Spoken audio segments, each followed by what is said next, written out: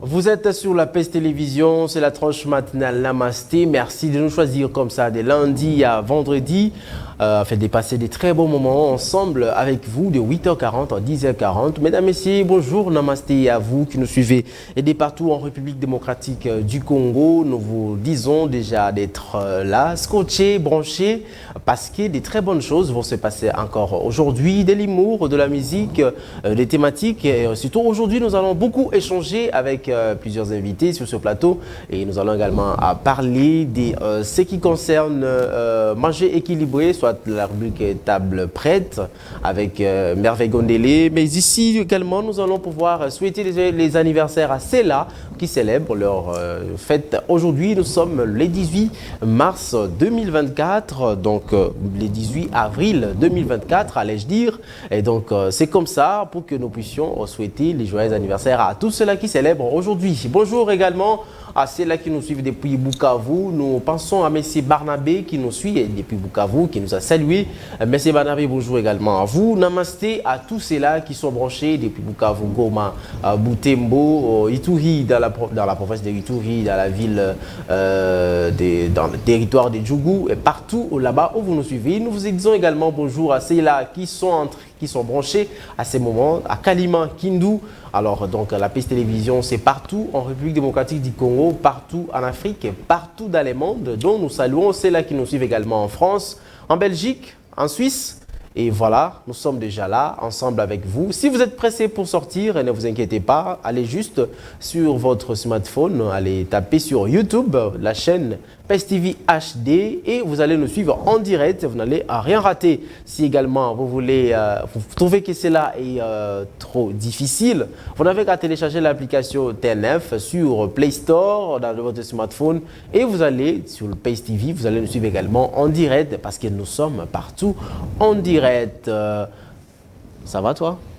Ça va bien, HP. Et toi, ça va? Ouais, je suis très encore content de te voir aujourd'hui. Hein. En tout cas, merci. Moi également, les plaisirs est partagé. Les mélanges orange, noir, orange, noir, bleu. Noir, voilà. Ça va? Ça va, oui. Toi également, tu as fait le mélange de couleurs. Il y a Charlène Moulunda, c'est comme ça que tu t'appelles. Puis il y a le noir, oui, c'est comme ça que je m'appelle. Je ne veux pas que tu cites mes couleurs. C'est fini. Non, mais bon, tu as commencé, non? C'est lui qui a commencé en premier, donc je n'ai fait que répliquer. Et donc, tu es obligé aussi. Oui, je suis obligée aussi. Voilà, c'est avec Charlène Moulunda que nous allons passer de très bons moments ensemble avec vous. Aujourd'hui, comme d'habitude, je ne serai jamais seul. Il faut les souligner. Hein. Dit n'est pas bon que l'homme soit seul. Il faut qu'il y ait toujours une aide semblable. Et pour moi, hein, pour aujourd'hui, c'est Charlène Moulunda qui est avec moi. Je vais te dire que tu es ma femme illégitime. Hein. Ta femme illégitime sur le plateau seulement. Illégitime, je dis. Oui. Et illégale. Et illégale également. Mais sur les plateaux, hein. On peut aussi être une femme illégitime ailleurs que sur le plateau. Alors voilà, nous allons commencer avec la chanson chrétienne, comme d'habitude, question de dire merci au bon Dieu qui nous a créés, nous a donné le souffle de vie et nous a gardés jusqu'à ce matin. Hier, même si plusieurs personnes attendaient que les Real de Madrid puissent perdre, mais ils n'ont pas perdu. Ils ont quand même été qualifiés. Donc, félicitations à tous les Madrilènes. Hein? Bonne chance à eux hein, pour la suite. Ok, bonne chance pour la suite. Hein? Alors, sinon, les Barcelonais sont éliminés depuis. Ouais. Alors... Et toi également, tu es Barcelonais, HP. Qui t'a dit ça? Mais oui, je sais. Qui t'a dit ça? Bon, moi également, je suis Barcelonais. Je ne divulgue pas mes secrets. Moi, je suis Barcelonais, on a perdu bien avant. Donc. Le Madrilène, bon, bonne chance pour la suite. Hein. Bonne chance pour la suite avec cette chanson que nous propose J.C. Mavouba. Ah voilà, cette chanson du frère David Izé Nandimi, hein, cette chanson pour faire plaisir à Joël Mali, tonton Michel, hein, et toute la famille Mali, Grace Mali, Magui Mali, ainsi que Fabrice Mali, hein, sans oublier maman Nathalie Chioyo également, parce que ce sont des chansons chrétiennes comme ça qu'elle aime et que nous aussi nous aimons. Hein. Est-ce que toi aussi tu aimes ça? Oui, j'aime ça. Non, il chante très bien, David Izé. Est-ce que c'est sérieux d'amour là où vous chantez aussi ça? Oui, on chante ça et pourquoi pas. C'est une église comme tout en fait. on chante toutes les chansons chrétiennes chez nous, HP. Il faut demander là-bas chez vous si vous chantez ça. Non, mais c'est pourquoi moi je mets parce que je les chante aussi. Est-ce que dans votre église vous J'aime chantez ça? cette belle mélodie-là, de la musique. Tu chantes ça ici sur plateau, mais pas dans votre église. Vous avez vos cantiques là-bas. Et toi, tu me suis là-bas. Non, mais je sais. Je sais ce qui se passe. Tu vois que tu me pousses à dire la vérité. À dire la vérité sur quoi? Tu me pousses à dire la vérité. J'ai ce que t'appelais belle-sœur. Oh.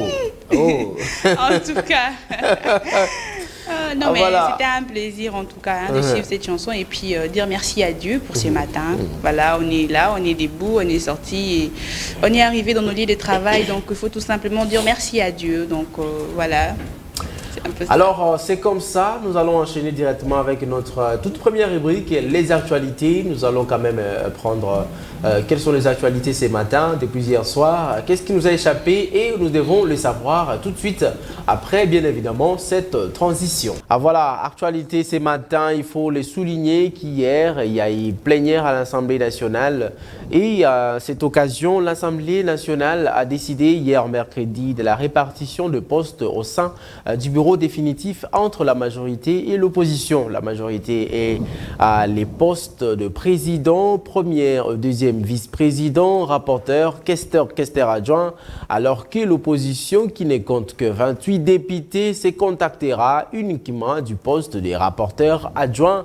C'est le dossier qui a poussé à ce que, le deuxième tweet, J.C. Mavouba, qui a poussé à ce que Messieurs puisse se plaindre, mais il a seulement le poste des rapporteurs adjoints est attribué à l'opposition au sein du bureau définitif de l'Assemblée nationale. La majorité s'offre le poste de président, premier vice-président, deuxième vice-président, rapporteur, questeur adjoint. Il n'y a pas eu conciliation entre la majorité et l'opposition, révèle le député national et président du groupe parlementaire Ensemble pour la République, Christian Mwando Simba.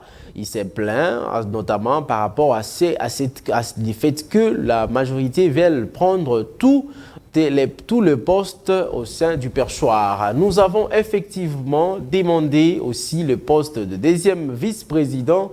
Rappelle le président du groupe parlementaire Ensemble pour la République de Moïse Katumbi face au président du bureau d'âge Christophe Mbosso, qui affirme que la répartition de postes s'est faite selon les poids politiques. Il appelle à tenir compte de la situation particulière qui traverse notre pays. Et donc, il faut noter qu'à l'Assemblée nationale, c'est comme ça se passe comme ça. Lorsqu'il n'y a pas beaucoup de députés de l'opposition, alors il ne faut même pas compter plus de postes au perchoir, c'est-à-dire au bureau définitif de l'Assemblée nationale. Et c'est le cas avec cette législature. On va chuter avec un dernier tweet. Voilà, c'est Steve Wemby qui tweet ceci. Une fois de plus, les supporters de tout-puissant Mazembe étaient ces jours dans la rue pour dénoncer l'injustice et la discrimination dont leur équipe est victime de la part du gouvernement central en général et du ministre des Finances en particulier. Il faut souligner qu'était tout-puissant Mazembe, c'est le club congolais qui représente la République démocratique du Congo aux compétitions africaines, n'est jusque-là pas été indemnisé par le gouvernement congolais, c'est-à-dire le ministre des Finances n'a pas débloqué les moyens nécessaires parce que c'est comme ça, c'est que le contrat avec toutes les équipes congolaises qui jouent la CAF ou la Ligue des Champions sont obligés d'être soutenus par le gouvernement. Alors le tout-puissant Mazembe, ça fait maintenant 3 ans qu'il ne touche absolument rien du tout par rapport à cela. Et donc ils demandent à ce que les gouvernements et surtout le chef de l'État puissent s'en impliquer parce qu'il n'est pas question politique mais question sportive. Les tout-puissants Mazembe a besoin de ses soutiens pour quand même bien se déplacer et représenter valablement la République démocratique du Congo et surtout qu'il va livrer le match des demi-finales de la Ligue des Champions contre Al-Ali de l'Égypte, la nationale Al-Ali d'Égypte, très bientôt. Et donc, ça sera soit ce week-end, soit le week-end prochain. Et les tout-puissants Mazembe a besoin de ce soutien, tant financier et aussi matériel, pour être qualifié en finale et tenter de remporter ce trophée qu'il a remporté pour la toute dernière fois en 2015. Voilà, c'est tout pour les actualités. Madame, je pense que bientôt, ça sera à toi pour la page rose. Hein. Oui, bientôt ça sera moi pour la page rose en tout cas.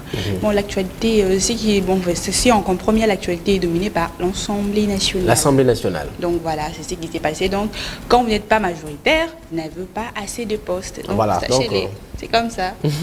On s'est plaigné ici avec Roger Bonneguel qui s'est plaigné hier ici et il voulait à ce qu'il n'avait pas compris ces communiqués qui directement demandaient à ce qu'on fixe les postes pour la majorité et l'opposition et directement les élections pendant qu'on ne connaît même pas encore les candidats. Et ils se sont peut-être amendés, il n'y a pas eu élection à l'Assemblée nationale hier. Et donc ce qu'il y a eu tout simplement, c'est la répartition de postes. Donc voilà. On attend de voir aussi les candidats en tout cas. Ouais, on attend de voir les candidats. Postes, toi, donc voilà, on saura. Si tu étais député national, tu voterais pour qui? Si j'étais député national. Tu veux me dire que les votes est secret? Oui, les votes est secret. Bon, il y a Vital Kamerhe, il y a Bati Lukwebo. Tu penses voter qui? Les votes est secret et confidentiel. Oui. Alors voilà, transition, Oshise Mafouba et puis Charlène Moulouna va souhaiter joyeux anniversaire à tous ceux-là qui célèbrent leurs anniversaires. Aujourd'hui, nous sommes le 18 avril 2024. Alors voilà, c'est le moment de notre rubrique anniversaire. Donc, ceux qui célèbrent leurs anniversaires aujourd'hui nous ont fait parvenir leurs photos pour qu'on puisse les souhaiter ensemble avec vous. Alors, ouvrons ces chapitres des anniversaires avec Rosie Mbombo. La belle au regard séduisant, nous te souhaitons le meilleur du monde à l'occasion de ton anniversaire et surtout prends les dessus sur ton nouvelle et commande ton avenir. Joyeux anniversaire à toi de la part de Grace Kanda. Donc, je crois que c'est une amie à elle qui lui a souhaité un joyeux anniversaire. Donc, heureux anniversaire à toi, ma belle, avec un regard séduisant, te souhaitant le meilleur du monde. En tout cas, une année de plus, ça se fête. Et à la deuxième personne, on va souhaiter cette fois-ci un heureux anniversaire à Eldad Maleki. Voilà, Eldad Maleki. Les jours passent, mais ne se ressemblent pas. En ce jour de la célébration de ton jour de naissance, nous nous connectons à ta joie pour t'accompagner à souffler sur ta nouvelle bougie. Fille à papa, Eldad Maleki, petite mais costaud. Donc voilà, on a dit, elle est petite mais costaud, hein, HP. Donc ce sont les personnes qu'on dit la fille à la taille S. À la taille S, voilà. C'est Eldad Maleki. Toi, tu aimes ces... Joyeux anniversaire à toi, Eldad, HP. Et que tu prospères à tous égards. Voilà. C'est de la part de la PES Télévision. De la PES Télévision, voilà, de la tranche matinale Namasté. Hein. Voilà. La fille à la taille S, joyeux anniversaire à toi. Et puis, on va prendre cette fois-ci un jeune homme. Lui, c'est Béni Salah. Voilà. Il est beau, élégant et intelligent aussi. Avec un sourire exceptionnel en tout cas. Il a un beau sourire, hein, je peux, tu vois pas. Puis, il est marié, voilà. Oh, ok, nous te souhaite. Bon, je te souhaite juste un heureux anniversaire, nous et la PS Télévision. Donc voilà. Et, il célèbre aussi son anniversaire aujourd'hui et nous nous donnons les bonheurs de te souhaiter un rayonnant anniversaire. Continue de prospérer et voilà, de grandir dans ton mariage. Donc plein de bonnes choses en tout cas. La PS TV te souhaite un anniversaire. C'est de ta part. Hein, oui, joyeux anniversaire à toi, mon ami Béni Salah El Saladan. Sois béni et que tu prospères à tous égards. Surtout que toutes tes entreprises et tes entrepreneurs soient bénis énormément. Béni Salah El Saladan. Joyeux anniversaire à toi, mon ami. Voilà. Alors, si elle, c'est Annie. Voilà, on va clôturer avec elle. Annie Kabea. La diamant noire, en tout cas. Et elle ajoute un an de plus à son jeune âge. Puisse la miséricorde et la grâce de Dieu vous accompagnent, ma belle. Que votre beauté rayonne pour un avenir radieux. Donc, joyeux anniversaire à toi. Moi, c'est Amundu Yangolo. C'est comme ça qu'on vous appelle. De la part de nous Zimbala. Ah voilà, joyeux anniversaire à toi, madame, celle qu'on vient de surnommer Bois Noir, donc Diamant Noir. Ça existe également des diamants noirs. Oui. Alors, sois béni et que tu prospères à tous égards. Joyeux anniversaire à toi, madame, que tu sois comme ça, béni, des bénédictions. Et donc, rayonne encore plus. Voilà, et donc on va enchaîner directement avec une chanson. Envie de recommencer cette chanson, hein. Vraiment, c'est très magnifique. Fali Poupa et oh, ça, c'est notre level. Nous aimons la musique, la bonne musique. Quand c'est bon. Tu as ton point gaulois, mais tu sais aussi faire la différence, hein, en tout cas. Quand c'est bon, c'est bon. C'est bon, voilà. Et quand c'est pas bon, c'est pas bon. C'est pas bon, c'est ça. Ah ben voilà. Mais nous, on est toujours bons. Ah, on s'en fout. Ah là là là, on s'en fout. Voilà. Alors, avant de commencer avec notre invité qui est déjà sur ce plateau, il s'appelle Marquis Ilunga, qui vous connaissez très bien, c'est un environnementaliste maison. Et nous allons quand même suivre ces reportages, n'est-ce pas? Charlène Mulunda, c'est toi qui as réalisé ces reportages et tu es parti à l'avenue X24. 24 novembre. Où c'est devenu très délabré, suite également aux eaux de pluie. Aux eaux de pluie, donc voilà. Donc c'est catastrophique en plein capital et on voit ce genre de choses en tout cas. Et puis on s'est dit qu'on est à Kinshasa, Kinlabel en tout cas. On suit ces reportages et puis on va revenir juste après pour... discuter aussi avec notre environnementaliste et tout. Donc voilà.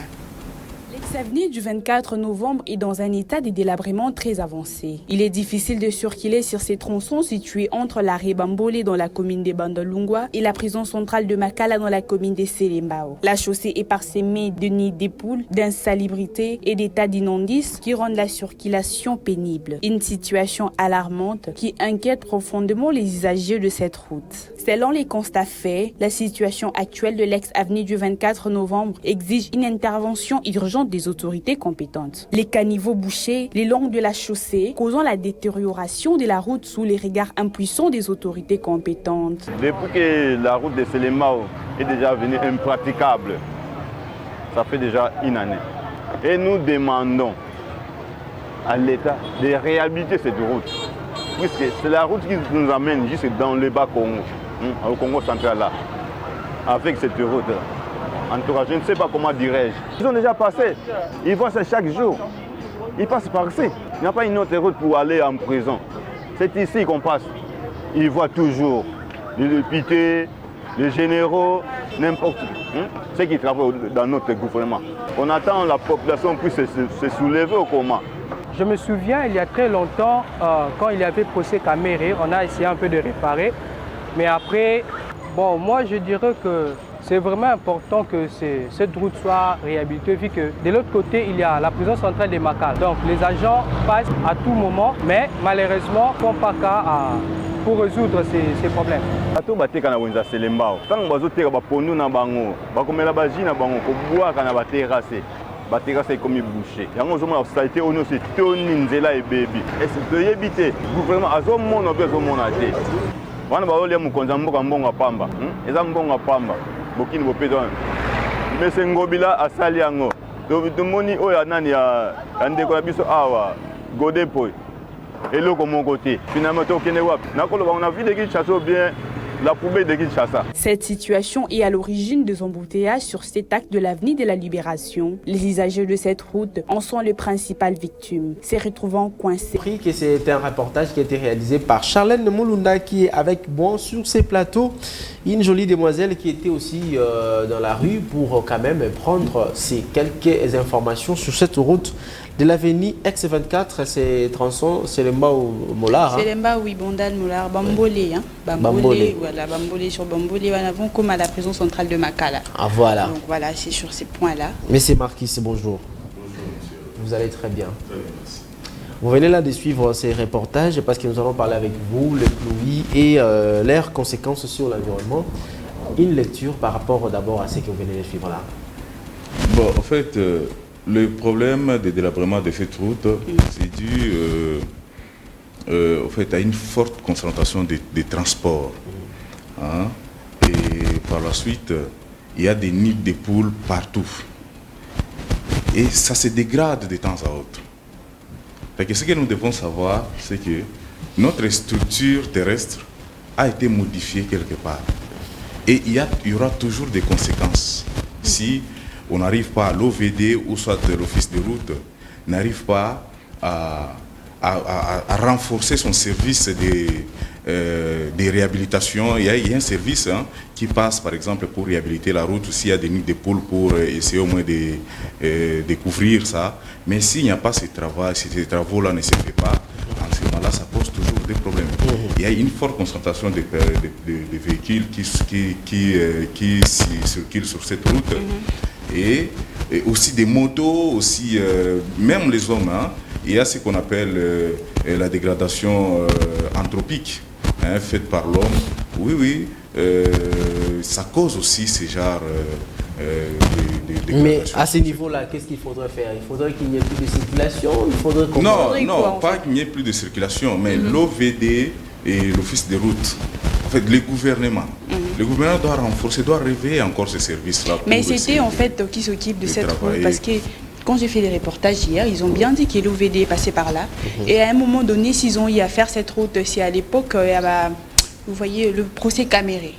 Voilà, c'est là que l'OVD était quand même passé en 2021. Ouais, c'est là que l'OVD était là pour voir et puis bon, essayer d'arranger vu qu'il y avait les autorités qui passaient là à tout moment. Mais puis après, on n'a pas eu de suite. Alors, vous allez nous dire quoi? L'OVD, quand il vient faire ces travaux-là, il sait quand même mailler les sous-sols, non? Parce que c'est ça son travail. Mais pourquoi est-ce qu'il n'arrive pas à faire un bon travail? C'est ce que je disais déjà au début, madame. Cette structure a été modifiée depuis longtemps. Et il faut maintenant des travaux à long terme, et pas à courte durée, en fait. Il faut des travaux vraiment à long terme. Il faut que l'OVD, ou soit que les services qui s'occupent de l'exportation des bitumes, trouvent une solution sur cette tronçon-là. Trouve une solution, parce que c'est aussi des routes qui fait partir des poids lourds. Parce que ça regorge un peu une masse des populations qui passent par là. Ça regorge aussi beaucoup de communes. C'est une route qui relie beaucoup de communes. Qui relie beaucoup de communes. Alors il y a beaucoup de gens qui passent par là. C'est aussi le moment de revoir, en fait, dans la production, ou soit dans la transformation des bitumes. C'est quel genre de bitume qu'on utilise? C'est quel genre des asphaltes qu'on utilise? C'est quel genre, en fait, des hydrocarbures, qu'on utilise? C'est quel genre de goudron qu'on utilise? C'est quelle quantité, en fait? C'est quelle quantité? C'est ça le problème. C'est quelle quantité? Parce qu'à chaque fois, ça se répète. Ça se répète. Il y a toujours des nids de poules, même au boulevard. Il faut tirer même au boulevard. Prenons la route du magasin UPN. C'est la même chose. Donc alors, il faut faire. Qu'est-ce qu'il faut faire? Il faut avoir aussi plusieurs couches quand même. Alors, il faut maintenant étaler ça à plusieurs couches. À plusieurs couches, et chercher les bitumes. Parce qu'il y a des vieilles bitumes. Il y a des vieux bitumes et qu'on appelle les hydrocarbures. En fait, des hydrocarbures amplifiés. Les hydrocarbures amplifiés. Maintenant, alors il faut chercher c'est quel type de bitume qu'on utilise. Voilà. Soit il faut faire des routes en béton, ou soit il faut continuer avec les asphaltes. C'est à l'OVD de juger, de savoir qu'est-ce qu'il faut utiliser sur ces tronçons. Voilà, merci beaucoup, M. Marquis. C'était juste ces préambules. On était juste à l'introduction. Nous avons donné notre point de vue par rapport à cette route-là. Et nous donnons également par rapport à toutes les routes en République démocratique du Congo. Nous avons le ciment qui est produit juste au Congo central. Mais on se pose des questions. Pourquoi on n'a pas du tout, on n'arrive pas à prendre cette initiative de faire que nos routes partent de béton? Et on se pose plusieurs questions. Le pluie et leurs conséquences sur l'environnement. C'est notre thématique aujourd'hui, n'est-ce pas, Charlène Molunda? La première question à M. Marquis, ça sera. La première question, on devait savoir, M. Marquis, la population aussi aimerait savoir quels sont les effets des eaux de pluie sur l'infrastructure urbaine. Quelles sont les conséquences, voilà. Les effets. Les effets, en fait, de la pluie sur les infrastructures urbaines. En fait, madame, la pluie en question, la pluie, c'est quoi? Ici, on ne peut pas commencer à définir, voilà, il y a condensation, lorsqu'il y a les nuages, une masse d'air passe par là, et la pluie tombe en gouttelettes. Non, nous, on ne peut pas arriver jusqu'à ce niveau-là, c'est trop primaire. Voilà, ici, il y a maintenant de faire comprendre à la population les conséquences de la pluie. La pluie, il y a ce qu'on appelle... comment est-ce qu'on appelle, il y a des sortes de pluies. Il y a une pluie légère et une pluie forte. Il y a une pluie forte.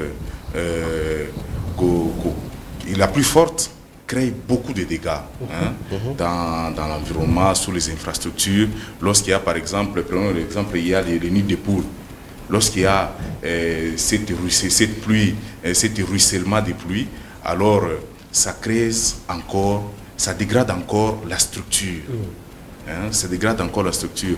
Je peux donner d'autres exemples. Dans d'autres pays, il y a par exemple, aujourd'hui à Kinshasa, on a deux sortes de villes.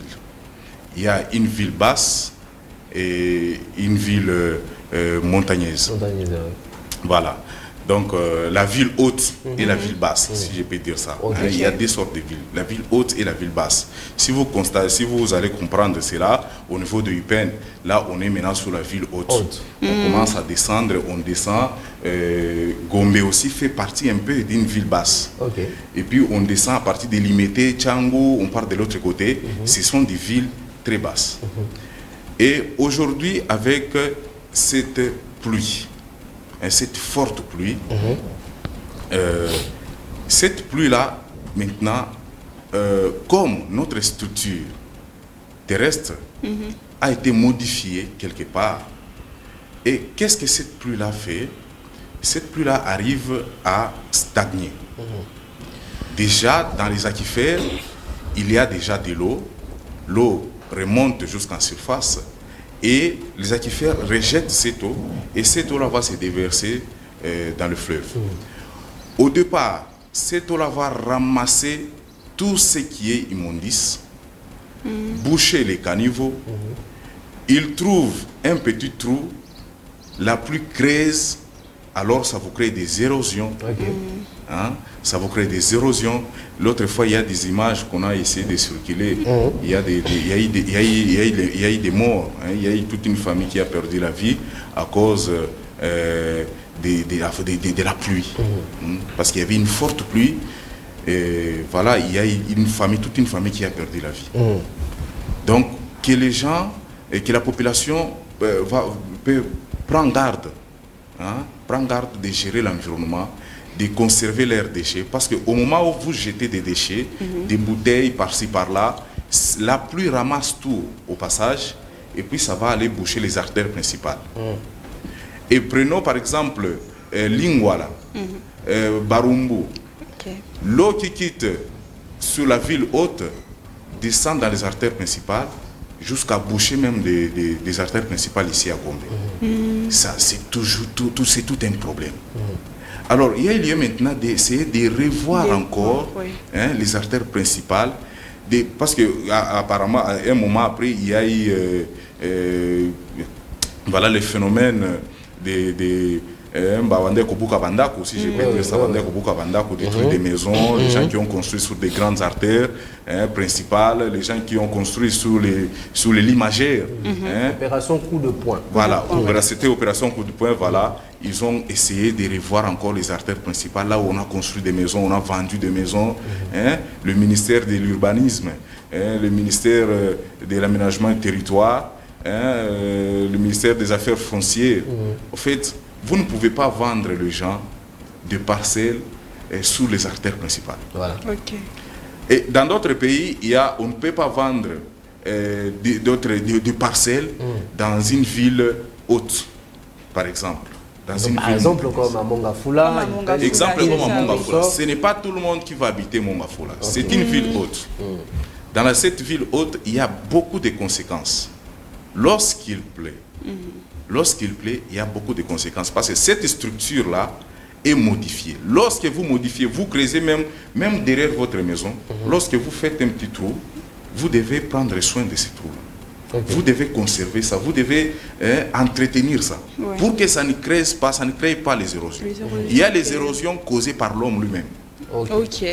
Par erreur, ils ont creusé quelque part, ils ont laissé un petit trou. Et de l'autre côté, chez les voisins, il faut qu'il y ait un service de contrôle qui contrôle un peu les faux septiques dans le grain. Comment est-ce que vous creusez, vous creusez les faux septiques dans vos parcelles. Il faut que ces services-là contrôlent. Parce que lorsqu'on ne contrôle pas, chez nous, on a creusé, de l'autre côté, ils ont creusé. Ça veut dire que c'est tout le monde qui a creusé. Alors, dans cet espace-là, je vous dis qu'il y a un danger d'inérosion. Alors moi je vous amène un peu sur une réflexion sociale, parce que là vous étiez trop environnement. Maintenant, lorsque nous assistons à ces inondations des eaux et consorts, à qui est-ce qu'on doit donner cette responsabilité? À qui est la responsabilité? À la population ou à l'État? Bon, la responsabilité, bon, nous dans la science, on nous a dit le sol et sous-sol appartient à l'État. Appartient à l'État, oui. C'est à l'État de contrôler. Hein, lorsque vous voulez vendre quelques espaces ici sur la ville de Kinshasa, il faut qu'il y ait sélection. Hein, il faut sélectionner quel genre de personnes peuvent habiter là-bas, dans cette ville haute, dans cette ville basse. Donc il faut faire la part des choses. Mais la responsabilité ne vient pas seulement à l'État, parce que l'État c'est un état d'esprit. Hein, ce que vous devez savoir. L'État c'est toi, l'État c'est moi, hein, l'État c'est les autres. Demain, vous serez ministre et vous devez quand même donner le meilleur de vous pour essayer d'orienter quand même la population. Parce que la pluie en soi n'est pas mauvaise.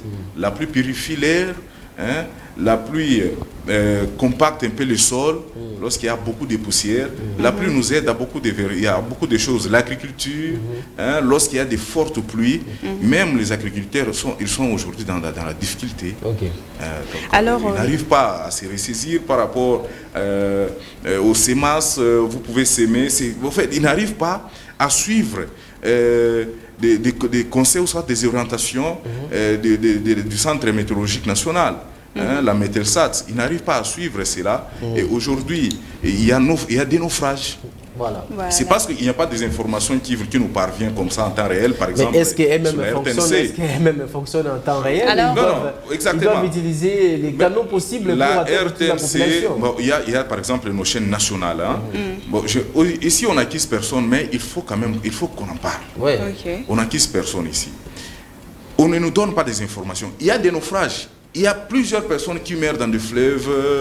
Hein, il y a par exemple, demander les informations à la régie, à la RVF, demander les informations à la RVM. On va vous donner des informations qu'il y a des naufrages par-ci, par-là. Il y a des tempêtes. Pourquoi? Parce que nous avons un service qu'on appelle la Mételsat, qui s'occupe de la météo, de la prévision météorologique, qui produit des prévisions météorologiques sous forme de bulletins. Hein, des bulletins. Et fait par des bulletins, maintenant, il y a d'autres services qui travaillent ces bulletins-là pour donner à la population les données en temps réel sous forme de profils. Est-ce que tous ces services-là, est-ce qu'ils suivent au moins les conseils ou soit les orientations de la Mételsat? Ça pose un problème.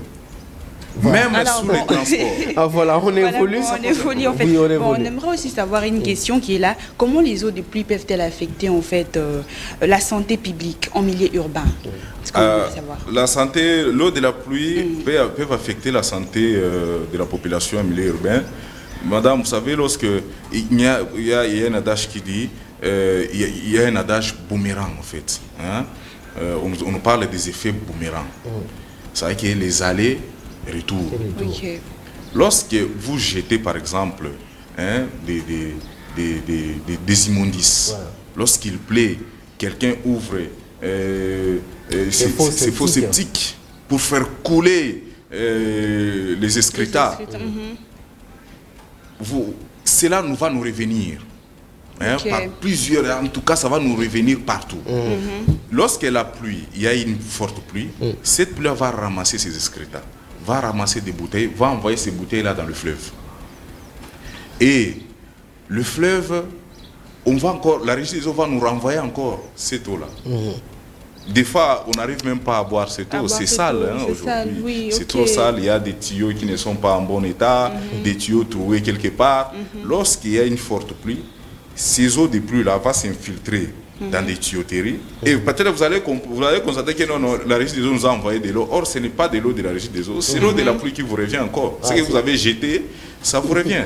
Ça nous revient même dans la nourriture. Ça nous revient dans des poissons, au molo, tout et tout consort. Ça nous revient. Hein, les excrétas, parce qu'il y a les poissons qui consomment. Il y a des bouteilles que vous jetez.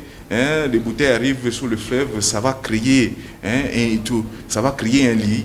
Et il y a les êtres aquatiques qui consomment ces alkyphénols, les phtalates, et ça nous revient, les substances plastiques dans le corps. Ça nous revient. En tout cas, on peut dire aussi que ces eaux-là sont à la base des choléra aujourd'hui. De plusieurs maladies. Et de la typhoïde en tout cas. Ces eaux-là va aller stagner quelque part, va créer des moustiques.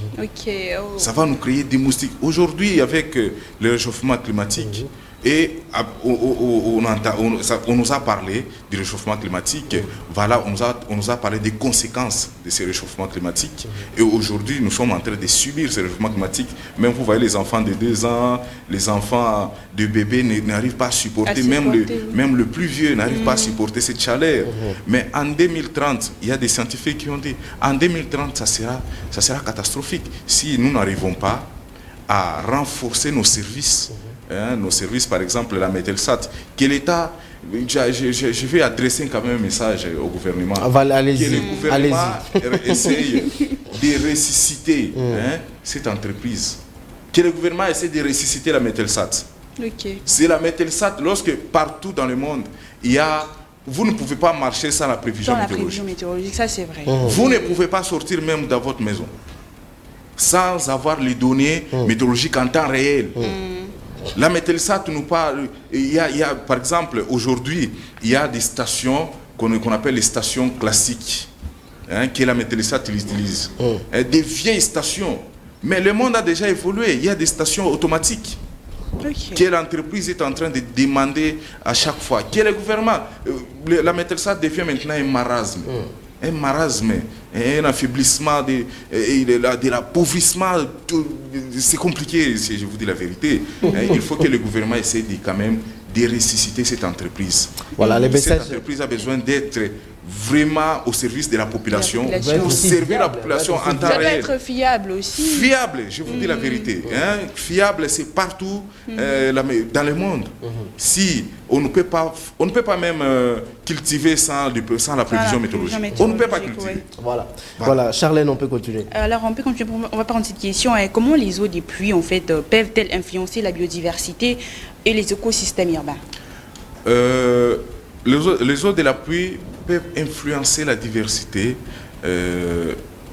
C'est lorsqu'il y a, je vous dis, avec le réchauffement climatique, il y a ce qu'on appelle, aujourd'hui nous assistons à des pluies acides. Lorsqu'il pleut, vous allez constater que c'est une pluie normale, or c'est une pluie acide. Même chez nous, les humains, ça nous crée des difficultés. Cette eau-là nous crée des difficultés. Alors, sur les êtres aquatiques, par exemple, sur la biodiversité, la végétation, voilà, il n'y a pas cette capacité que nous-mêmes, nos arbres n'arrivent pas à produire le fruit, parce que ça subit, au fait, il y a dégradation, par exemple, l'eau de la pluie va dégrader cette structure qui couvre les êtres végétaux. Alors ça se trouve aussi en difficulté de pouvoir grandir ou soit de pouvoir fleurir en fait. C'est ça par exemple le terme. Voilà. Aujourd'hui on est vraiment en difficulté à cause de ça. Avec les soleils, c'est compliqué.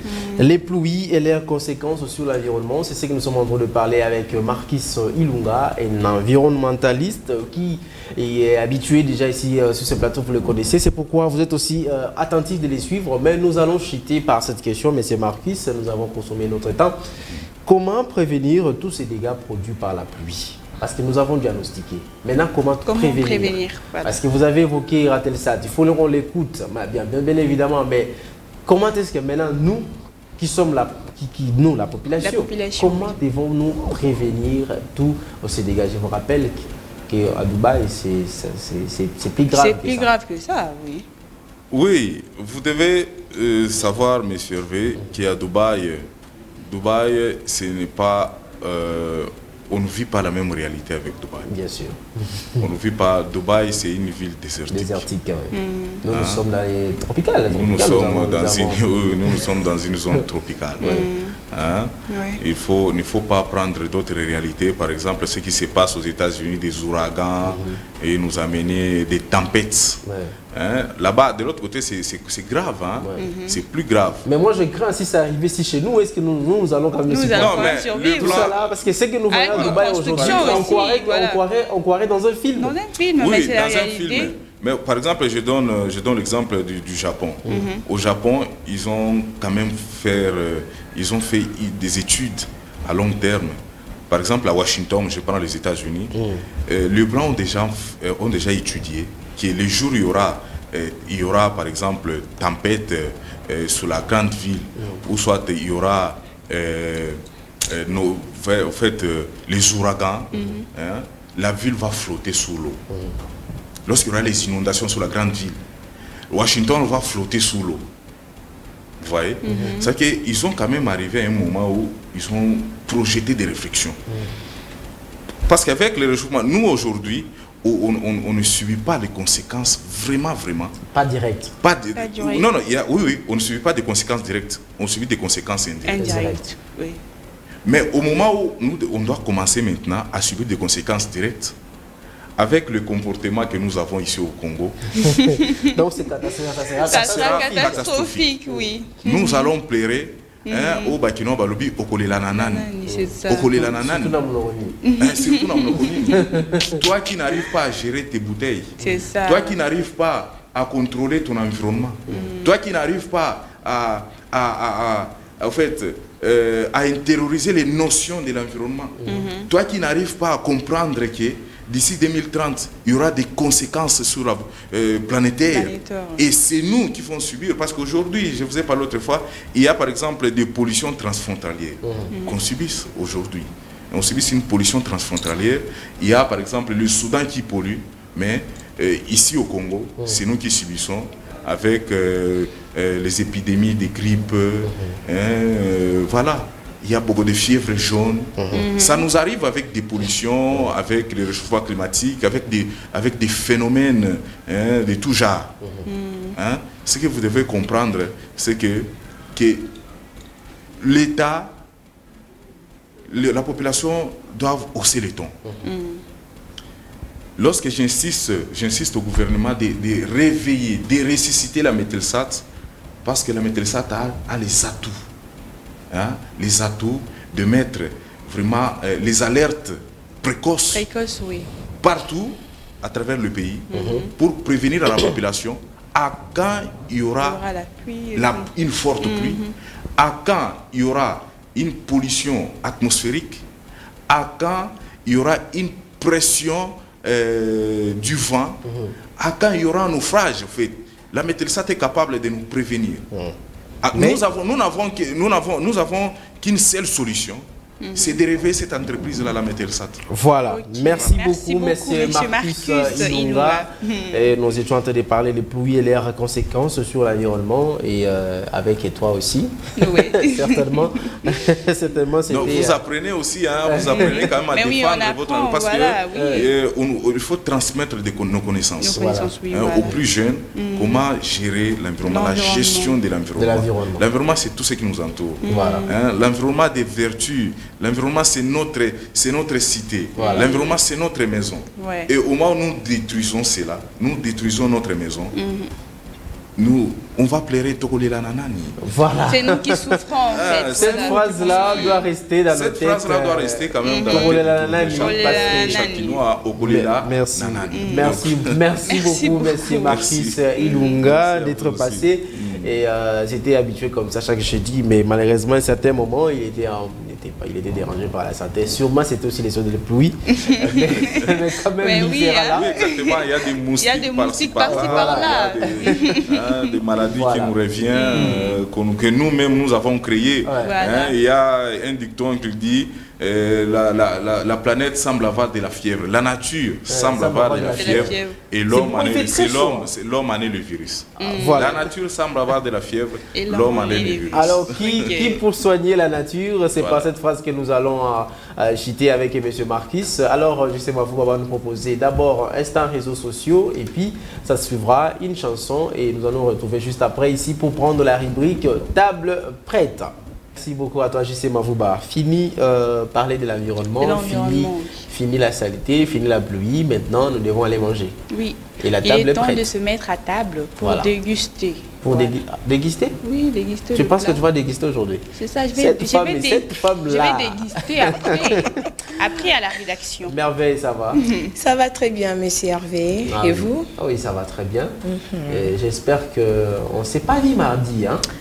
On s'était vu, bien sûr. Elle était là le mardi. Plateau, on n'était pas là. Sur plateau, elle était là. J'étais là. Ah ben, c'est vrai? Elle nous avait présenté le feuille de patate, tous. Ah, d'accord, d'accord. Donc, tu vois, mais j'ai oublié pratiquement. Comment ça? J'étais oublié. Ce n'est pas bien. Comment tu peux oublier une choco frappant comme ça? Oh là là. C'est pas vrai. C'est pas vrai.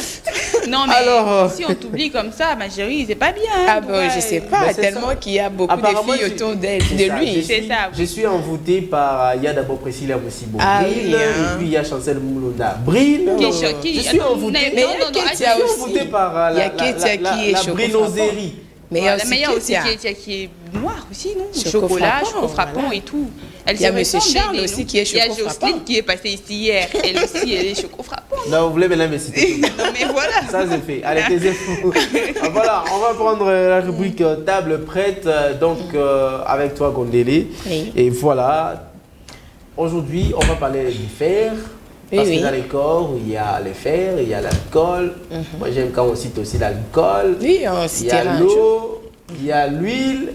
oui. On va parler des fer. Oui. À toi. Alors, monsieur Hervé, aujourd'hui, la table prête, nous allons parler de bienfaits de fer dans notre corps. Alors, le fer favorise l'oxygénation du sang, des cellules et des muscles. Donc le fer augmente l'oxygène dans le sang, dans les cellules. Il contribue au transport de l'oxygène et de l'air inspiré vers tous les organes du corps. Très important le fer. Alors le fer joue un rôle majeur en tant que constituant de l'hémoglobine, une protéine des globules rouges en charge du transport de l'oxygène de poumons vers les cellules de l'organisme. Ah, okay. Voilà. Donc dans ce transport-là, il n'y a pas l'embouteillage. Hein? Non, il n'y a pas d'embouteillage. Il n'y a pas d'embouteillage dans le corps. Donc ça transmet sans problème. Sans problème, je vous dis. Voilà, et également, nous allons citer quelques aliments riches en fer. Alors, nous devons retenir que les haricots verts cuits. Il est vraiment riche en fer. Il y a les épinards cuits. Il y a également le jaune d'œuf. Le jaune d'œuf. Cuit. Cuit, pas cru. Cuit. Ok. Donc le jaune d'œuf cuit. Bateau qui ça, non? Au bateau qui ça. Maki. Au bateau qui ça, le jaune d'œuf. Voilà. Notons que le jaune d'œuf permet également un apport non négligeable de minéraux. Il est une source de fer, phosphore, zinc, sélénium. Donc le jaune d'œuf. On va voir l'image des jaunes d'œuf cuits. Voilà, le jaune d'œuf est vraiment riche en fer, monsieur Hervé. Et il y a également la viande rouge de bœuf. Le foie. Juste t'as abandonné, hein? Ah, voilà. Ah oui, mais j'avais d'abord voulu qu'ils mettent d'abord l'image de jaune d'œuf. Comme ça, nous allons voir le jaune d'œuf. Nous allons voir le jaune d'œuf. Comme je l'avais dit ici, que ça permet également un apport non négligeable de minéraux. Il est une source de fer, phosphore, zinc, sélénium. Voilà, la viande rouge de bœuf, le foie de veau, les rognons de bœuf ou de veau, ils sont riches en fer. Retenons également que la viande rouge contient de protéines, du fer, de nutriments nécessaires pour conserver une bonne santé. Ça produit également des anticorps et ça évite de maladies comme l'anémie. Voilà. Ah, oui. Si vous avez l'habitude de manger, oui. Il faut l'air moussouni.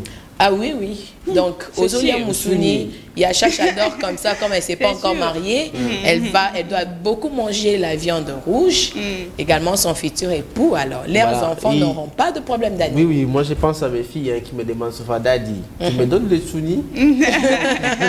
Voilà, c'est vraiment très important de manger la viande rouge. Chachador, j'espère que tu sais comment ça se prépare. Hein? Oui, je sais. Ah oui, il faut bouillir. Vous bouillissez avec un peu d'épices, vous mettez un peu d'oignon, vous mettez un peu de poivron, des piments verts et tout. Quand ça bouillit Et ça s'est ramolli. Vous faites la sauce. Vous savez comment on fait la sauce? Ah oui. Alors quand c'est moi, c'est vraiment riche. Moi, je mange. Tout ça là, je ne connais pas, je mange seulement. Et puis j'ai envie de manger directement quand tu... Ah oui. Tu me donnes directement là, j'ai faim. Ah vraiment, vous allez manger tout justement après. Alors on évolue alors. Donc c'était tout pour aujourd'hui. Nous avons voulu vraiment parler de bienfaits du fer dans le corps. Voilà. Les bienfaits du fer dans les corps. Le fer vous permet à transmettre, à faire les transports de l'oxygène dans le sang. De l'oxygène dans les sangs sans embouteillage. Sans embouteillage. Là-bas. Sans accident. Là, okay. Sans accident. Et puis sans accident. Non, sans incident. Il n'y a pas de wewa là dedans. Non, pas de wewa. Ah, voilà, donc merci Gondélé, merveille. On l'appelle encore comment? Mergot de Lix. Mais Mergot de Lix. Il n'y a pas déjà sérieux ici. Hein? Tout le monde a son surnom ici. Ah oui, c'est pas Mergot de luxe, voilà. Ah voilà, c'était nécessaire, il faut consommer ça, c'est pour vous aider aussi à équilibrer votre alimentation et puis vous n'allez pas avoir des maladies telles que les diabètes parce que les diabètes c'est suite au déséquilibre alimentaire. Les gens pensent que oh non, parce qu'il y a la mélaracine, ça n'a rien à voir avec ça. C'est juste les déséquilibres alimentaires. La tuberculose aussi. Hein. Oui, tout ça là, la tuberculose aussi, ce sont les déséquilibres alimentaires. Même le mot d'estomac. Voilà, et comme moi là, je parle beaucoup comme ça et que quand je finis, je ne prends pas du lait, je ne mange pas bien, je peux facilement attraper la tuberculose.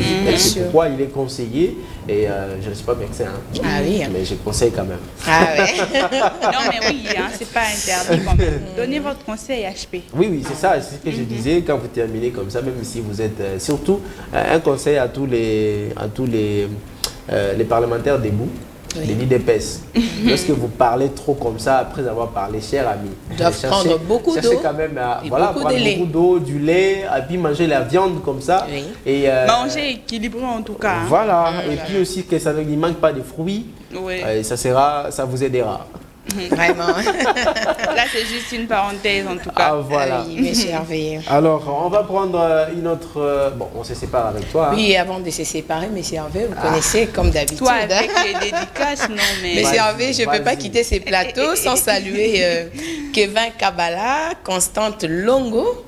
Je salue également monsieur Alain Moussampati Tamoubanji. En tout cas, Libanga na yo yangwana. Tous les orphelins de l'orphelinat, les cris des orphelins, je vous salue. Un big dédicace à Jiré et Trésor Mosongo. Je salue toute la famille Gondélé. Je vous salue, monsieur Hervé. Merci. Je salue madame Chachador. Je salue Mère Wissing, David Gondélé, Vanessa Chou de Chris Go. Merci. Voilà. Voilà, merci à toi, Merci. Gondélé Merveille, avec tous tes mabangas comme ça. Et toi aussi, tu as les mabangas? Non, aujourd'hui, je ne dédicace personne. C'est vrai? Oui, c'est vrai. Tu es fâché contre ton maquillage parce qu'elle t'a abandonné ce dernier temps. Hein? Non, mais bon, prépare-toi HP. La semaine prochaine, on reprend. Maquillage au top. Maquillage au top. mais au moins, vous m'avez vu au naturel. Donc, quand vous me voyez trop maquillée là, faut pas dire, oh, c'est laid, c'est maquillé toujours beau. Parce qu'on s'est connus, les Congolais, comment ils jugent les gens. Oui. Donc, voilà. Donc, là, quand même, tu as prouvé que non, malgré tout ça, malgré tu es quand même tout belle. ça, je suis quand même belle, vous voyez. Avec donc, son maquillage. On ajoute rien, vous voyez. Je suis déjà belle et puis voilà. Ah, mais voilà. bon, sinon, je la souhaite des bons rétablissements. Hein. Mais déjà, la semaine prochaine, je serai au top, je vous assure. Ah, voilà, c'est top là, c'est pour nous dire aussi au revoir à Charlène Moulunda parce que nous allons recevoir notre deuxième invité. Il s'appelle Claude Niembo. J'espère que Junior Mbemba, on avait réussi à avoir cet humour. Et comme ça, on va prendre l'humour et puis nous allons revenir pour recevoir notre invité Claude Niembo. Avec lui, nous allons parler de l'actualité de l'ère. Il y a la nomination de la toute première ministre femme en République démocratique du Congo. Il y a des consultations qui ne se font que s'enchaîner, qui ne se font que répéter. Il y a également ce gouvernement qui est attendu, ça traîne. Nous allons également parler du bilan de l'ancien Premier ministre Sama Lukonde. Et c'est dans tout ça là que nous serons ici avec Maître Niembo dans quelques minutes, juste après ceci. Voilà, nous sommes de retour sur ces plateaux. J'espère que vous avez aimé. Là, c'était lors des obsèques de Papa Lutumba. Et donc, c'était très bien comme ça. Fiston Saïsaï qui a fait rire le chef de l'État, Félix Antoine Tshisekedi, au début même de son premier mandat. Et il y avait également le Vital Kabéré, il y avait également tout le Premier ministre Bruno Tshibala, hein. Il y avait Maman Mabunda, à l'époque présidente de l'Assemblée nationale. Donc vous comprenez que c'était aussi bien, surtout moi je retiens à chaque fois qu'il y a un président qui vient de quelque part, ça dit ici les Swahiliphone, Lingalaphone, ou bien Chilubaphone, il faut comprendre que non, c'est sa langue qui va dominer les pays pendant ces moments-là. Alors, je ne suis plus avec Charlène Mulunda qui est déjà partie, mais je suis ici avec Maître Claude Nyembo et avec lui, nous avons commencé cette thématique l'autre fois, mais nous étions obligés d'arrêter et aujourd'hui, nous continuons avec lui et heureusement, il est là avec nous, des présentaires politiciens de trop, donc gouvernement, des présentaires politiciennes de trop. C'est de ça qu'on va parler aujourd'hui et nous allons aborder toutes les questions possibles. Maître, bonjour. Bonjour, monsieur Hervé. En forme? Très en forme, comme d'habitude. Voilà. Un plaisir pour moi encore. Ok. D'être réinvité. Réinvité, voilà. Merci beaucoup. Nous allons échanger par rapport à cette thématique et surtout parler de l'actualité de l'ère. Alors, j'aimerais encore que vous puissiez faire une lecture, la nomination de la Première ministre, les consultations qui se font encore, malgré qu'on avait eu avec l'informateur, mais la Première ministre aussi entame encore d'autres consultations. N'est-ce pas là, à des trous? Commencez par la lecture quand même de la nomination. Bon, la nomination, c'est, comme je le disais l'autre fois, que c'était une nouvelle, une très bonne nouvelle, parce que le chef de l'État CV le patriarche de la masculinité positive, et c'est ainsi qu'il a pensé nommer une femme, et c'est vraiment une voie qu'il montre à l'international et sur le plan national que la femme a de la place. Donc la femme, certes, comme avant, les femmes aujourd'hui. C'est aussi un appel aux jeunes femmes, aux jeunes filles qui pensent que lorsqu'elles sont là, le mariage c'est une finalité. Non. Au-delà du mariage, il faut travailler sur cette potentialité afin de le mettre sur la place publique. Donc elle est vraiment un exemple pour servir d'autres femmes à comprendre que au-delà de la maternité, elles peuvent faire plus. Voilà. Voilà. Est-ce que, enchaînons comme ça, est-ce que le fait qu'elle est là, qu'elle est femme, on peut s'attendre aussi à un gouvernement 54% hommes, 50% femmes? Bon, on ne sait pas les femmes, mais vous savez que pour dénicher les talents des femmes, c'est pas facile. Plusieurs se sont engouffrés avec leurs talents. Il est plus difficile. C'est vrai que ce sont quelques femmes qui acceptent de mettre leur premier pas en politique. Et donc, même lorsque vous sondez dans nos partis politiques et groupements politiques, vous comprendrez que les femmes n'ont pas assez de responsabilités. Ce n'est pas parce que ceux qui gèrent le parti ne le veulent pas, mais certaines, on a une moindre quantité de femmes qui ont le courage d'enfronter, qui ont le courage de prendre part à des postes de responsabilité. Est-ce que c'est parce que cette femme-là n'est pas instruite ou c'est tout simplement parce que dans les partis politiques, comme vous venez de le souligner, plus les femmes sont dans l'animation que dans les postes de prise de décision? Non, c'est un problème culturel lié déjà aux hommes. C'est pourquoi on a toujours demandé, lorsqu'une femme veut s'engager, il faut voir avec qui s'engager. Il y a des hommes qui épousent des femmes très intelligentes, des femmes qui peuvent beaucoup donner en politique, mais qui préfèrent le garder à la maison. Ils pensent que leur laisser de la voix en politique, c'est une façon peut-être de s'exposer. Et c'est comme ça que plusieurs femmes, déjà culturellement parlant, sont réservées. Mais celles qui se donnent en politique, vous pensez qu'elles donnent de bons résultats. Et moi, j'encourage que les femmes puissent accéder à tous les postes de responsabilité. Alors, elle a prononcé cette phrase, ne me faites pas tarder. C'était devant tout le président, tout le présidium, le membre du présidium de l'Union sacrée, notamment Samadou Kondé, Christophe Mbosso et les autres.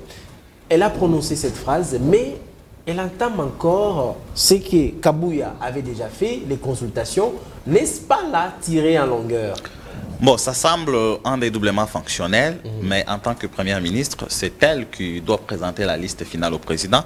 Le travail de l'informateur, comme le stipule, je pense, les articles 96 de la Constitution, c'est un travail d'identifier simplement la majorité. Dès lors que la majorité est déjà identifiée, lui, ses limites là. Donc, il a son espace, son rayon d'action est limité à celui-ci. Mais attention, le gouvernement, la première ministre, c'est elle qui va prendre le liste qui doit recevoir le 3 noms venant de partis politiques et groupements politiques pour le présenter au président de la République afin qu'un acte administratif, qu'une ordonnance soit pris. Mais il faut aussi relever que nous sommes dans une forme de coalition, dans un semi-présidentiel qui nous ouvre à la coalition ou cohabitation. Mais pour nous, ce qui est plus pratique, c'est plus la coalition. Aujourd'hui, l'Union sacrée, c'est une coalition. Ce n'est pas une majorité, je l'avais d'ailleurs dit l'autre fois, mais il y a des tractations. Chaque parti politique a toujours ses ambitions. Ses ambitions sont d'occuper de plus grandes responsabilités. Eh bien, c'est comme ça que ça prend du temps. Certains vous diront que non, le Sénégal a commencé après. Non, le Sénégal a se réalité. Oui, c'est un exemple. Aujourd'hui, le Sénégal n'a pas traîné à moins de 3-4 jours. On a eu les gouvernements et les travaux commencent. Oui, tout à fait. Les réalités du Sénégal ne sont pas les mêmes. Le régime juridique, même constitutionnel du Sénégal, ne sont pas les mêmes. Et donc, la RDC, c'est réalité. C'est un pays d'abord où les politiciens ne se sont jamais mis d'accord. Dans tous les conciliabiles depuis 1960 jusqu'à ce jour, vous constaterez que les politiciens congolais sont prêts à se mettre sur la table. Mais à la fin de conclusion, il n'y a pas adhésion massive. Parce que chacun vient avec tout à fait. Même c'est ça même la beauté de la démocratie au Congo. Nous la prenons à la congolaise. Voilà. Et donc, et là, on peut s'y poser parce que nous parlons de la Première ministre, nous parlons du gouvernement que nous attendons. Il a parlé, il a évoqué de diminuer un peu le train de vie des institutions, notamment le gouvernement qu'elle va diriger. On peut s'entendre à combien de personnes qui vont constituer ces gouvernements? Bon, je ne vais pas jouer le rôle d'un médium ou d'un prophète, non, je ne suis pas là. Mais seulement en tant qu'acteur, en tant qu'analyste politique, moi je trouve qu'il est plus probable, vu le parti et le politique qui sont à l'Union sacrée, qu'on ait plus ou moins 40 ministres et que certains puissent aussi mettre leurs appétits intestinaux à côté. Et comprendre qu'il y a des entreprises publiques qu'il faille gérer. Aujourd'hui, les gens ont plus les yeux ouverts vers le gouvernement, mais il y a des entreprises publiques, si quelqu'un est là, il va respirer calmement. Attention, il y a les entreprises publiques qui n'existent que par le nom. Bon, tout à fait. Mais quand on te donne l'entreprise publique existant par le nom et que tu es un technocrate, il faut créer à développer. Voilà. Ce sont là les initiatives. C'est pourquoi elle dit qu'elle a besoin de compétences. Ces compétences, c'est de personnes qui sont capables de trouver un terrain qui n'est pas favorable, le rendre favorable. Alors, qu'est-ce que nous pouvons avoir comme profil le prochain membre du gouvernement? Parce que nous étions avec les Warriors. Nous allons parler tout de suite de ces bilans du Premier ministre Sama Lukonde.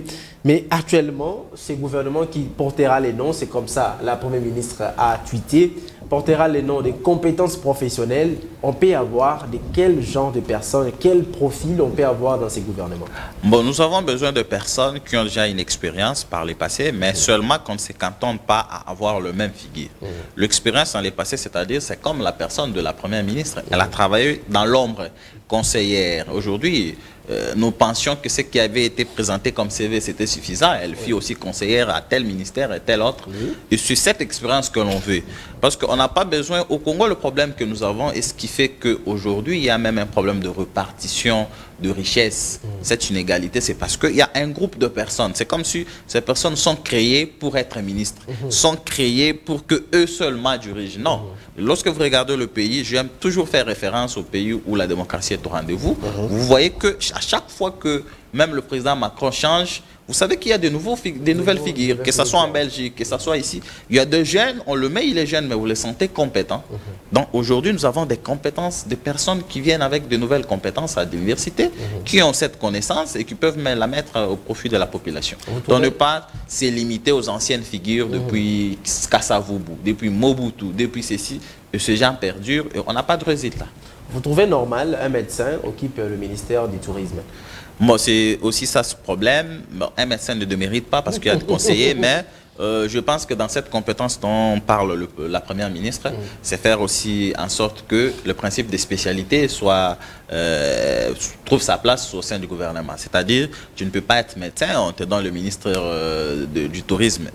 Parce que les chefs, c'est vrai qu'on vous dira que chaque ministre doit être sera accompagné de ses conseillers. Mais le chef doit être à même capable de dire non, ça ne passe pas, parce que on ne peut dire que ça ne passe pas lorsqu'on s'y connaît dans la matière. Voilà. Et moi, je trouve que s'il faut peut-être respecter le principe des spécialités, voir ce qu'on a fait, le critère d'étude, qu'est-ce qu'on a fait à l'université, qu'est-ce qu'on a fait, pas seulement à l'université, qu'est-ce qu'on a fait dans la vie courante, où est-ce qu'on a travaillé, et ça peut permettre à ce que les choses puissent mieux aller. Et si on prenait Maître Niembo aujourd'hui, on envoie les messages, Maître Niembo veut vous nommer ministre, vous choisirez quel portefeuille? Bon, plusieurs. Nous, juristes, nous sommes polyvalents. Hein. Ouais. Nous sommes polyvalents parce que certainement ceux qui ne sont pas avec nous ont toujours pensé que nous sommes plus dans ce qui est de la justice. Non, les juristes sont polyvalents. Vous pouvez le mettre à l'urbanisme, vous pouvez le mettre à l'aménagement du territoire, parce que dans plusieurs portefeuilles, parce que nous avons plusieurs cours qui nous permettent de toucher ci et là, sauf peut-être le ministère de la Santé, le ministère de l'Agriculture. Là, quand même. Là, vous ne saurez pas. Pas que je ne saurais pas, mais là, je pense qu'il faille donner un technocrate, un technicien, voilà. Voilà. Nous allons parler également du bilan du Premier ministre Sama Lukonde. C'est fini, il avait démissionné depuis, mais le président de la République avait reconduit, avait proposé à ce que le Premier ministre et ses membres du gouvernement puissent reconduire les affaires courantes. Et là, Toulouka Judith Souminois est déjà nommé, attend former son gouvernement. Donc, ce gouvernement sera en comparaison avec le gouvernement de Sama Lukonde 1 et Sama Lukonde 2. Qu'est-ce qu'on peut retenir du passage de Sama Lukonde à la primature? Bon, Sama Lukonde est passé de façon... parce que c'est quelqu'un qui n'aime pas trop le média. Les gens ont su penser qu'il n'a rien fait. Non, Sama Lukonde a fait asseoir la vision du chef de l'État. C'est vrai que le président de la République, c'est lui le visionnaire, mais l'exécutant au sein du gouvernement, c'est le Premier ministre. Voilà, et généralement, le Congolais demande plus trop au président de la République, au Premier ministre. Voilà. Alors, Sama Lukonde est passé. Nous avons quand même franchi une barre, d'abord du point de vue budgétaire, du point de vue finances publiques, de 4 milliards à 16 milliards. C'est déjà quelque chose, parce qu'on a quitté, c'est vrai que nous aurons dû attendre. Les 16 milliards dont on ne voit pas dans les paniers de la ménagère. Oui, là c'est déjà un problème. Oui. Je vais y revenir pour tabler sur ceci. Alors des 16 milliards, depuis du point de vue aussi infrastructure, il y a plusieurs routes qui ont été construites. La route numéro 2, il y a plusieurs kilomètres de routes. Et puis il y a des universités qui sont aujourd'hui en chantier. Certaines universités ont fini, notamment à l'UPEN, où je suis également assistant. Et là, dans Amboujimaï, sans citer Kisangani, Bounia, il y a des universités qui sont en train de naître, parce que depuis 1960, nous avons hérité le bâtiment des universités qu'on appelle des universités coloniales. Aujourd'hui, si vous passez à l'Inikin, vous allez vous sentir quand même qu'il y a la rénovation.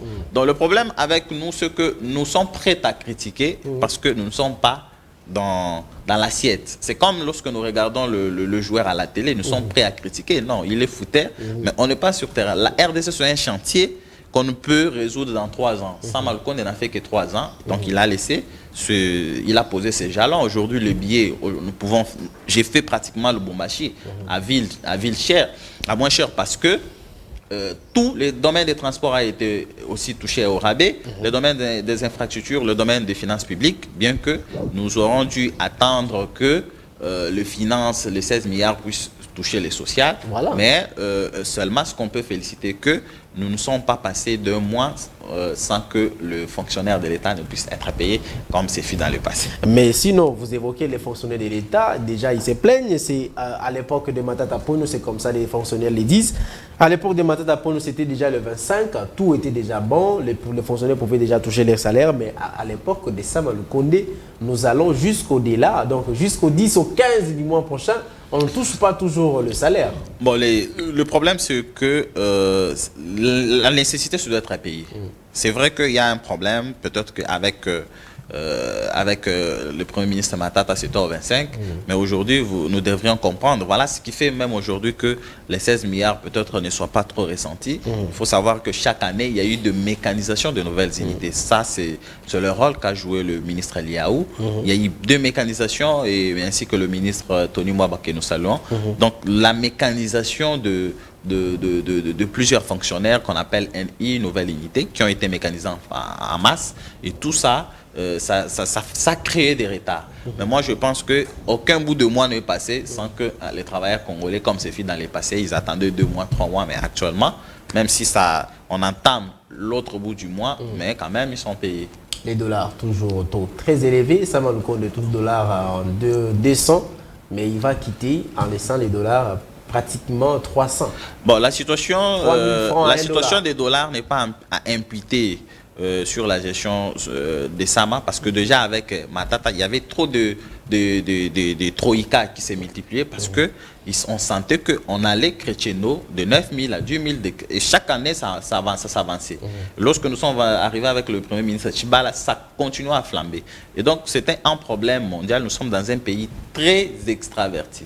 Nous n'avons pas des entreprises qui produisent. Je pense que ça sera ça la guerre ou même la leitmotiv de la Première ministre et même du Président de la République pour ce nouveau mandat, à créer, à inviter les investisseurs. Nous avons déjà la zone économique de Maluku, mais jusque-là, cette zone-là, il y a beaucoup d'exemptions, il y a beaucoup c'est un climat très favorable pour l'investissement. Nous n'avons que 2 entreprises. Nous avons Pepsi et nous avons l'entreprise chinoise de fabrication des carreaux. Voilà. Peut-être que plusieurs n'en connaissent pas. Nous avons eu dans les cadres de communicateurs privés du chef visiter et aujourd'hui peut-être qu'il y a un problème d'information. Cet espace est laissé aux investisseurs de venir afin qu'ils viennent investir au pays. Mais avec quelle garantie? Parce qu'il n'y a pas des garanties, il n'y a pas des subventions, il n'y a pas non plus il n'y a pas l'électricité.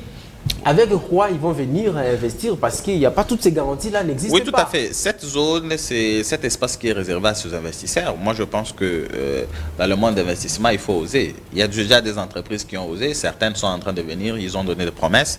Espérons que ces entreprises viendront plus nombreuses.